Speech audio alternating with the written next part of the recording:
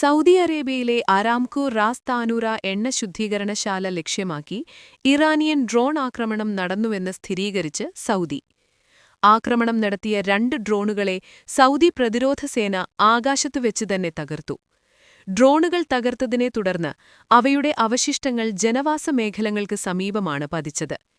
ചെറിയ രീതിയിൽ തീപിടുത്തമുണ്ടായെങ്കിലും ഈ സംഭവത്തിൽ ആർക്കും പരിക്കേൽക്കുകയോ ജീവഹാനി സംഭവിക്കുകയോ ചെയ്തിട്ടില്ലെന്ന് പ്രതിരോധസേന വ്യക്തമാക്കി.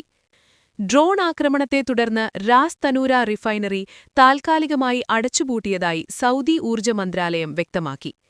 പേർഷ്യൻ ഗൾഫിനോട് ചേർന്ന് സൗദി അറേബ്യയുടെ കിഴക്കൻ തീരത്ത് സ്ഥിതി ചെയ്യുന്ന റാസ് താനൂര രാജ്യത്തിന്റെ പ്രാഥമിക എണ്ണ ശുദ്ധീകരണ കയറ്റുമതി കേന്ദ്രങ്ങളിലൊന്നായി പ്രവർത്തിക്കുന്ന ഒന്നാണ്. ഇതുവരെ Bahrain, Iraq, Jordan, Kuwait, Oman, Qatar, Saudi Arabia, UAE എന്നിവിടങ്ങളിൽ ഇറാൻ ആക്രമണങ്ങൾ നടത്തി. അതേസമയം ബഹ്റൈനിലെ അമേരിക്കൻ നാവിക ആസ്ഥാനത്തേക്കും ഇറാൻ ആക്രമണം അഴിച്ചുവിടുകയുണ്ടായി. സംഘർഷത്തിൽ ഗൾഫ് മേഖലയിൽ മരണം 6 ആയി. ജനവാസ മേഖലയെ ലക്ഷ്യം വെച്ചുള്ള ആക്രമണം അപലപനീയമെന്ന് GCC കൗൺസിൽ വ്യക്തമാക്കിയിരുന്നു. പേർഷ്യൻ ഗൾഫിനോട് ചേർന്ന് സൗദി അറേബ്യയുടെ കിഴക്കൻ തീരത്ത് സ്ഥിതി ചെയ്യുന്ന റാസ് താനൂര രാജ്യത്തിന്റെ പ്രാഥമിക എണ്ണ ശുദ്ധീകരണ കയറ്റുമതി കേന്ദ്രങ്ങളിലൊന്നായി പ്രവർത്തിക്കുന്ന ഒന്നാണ്.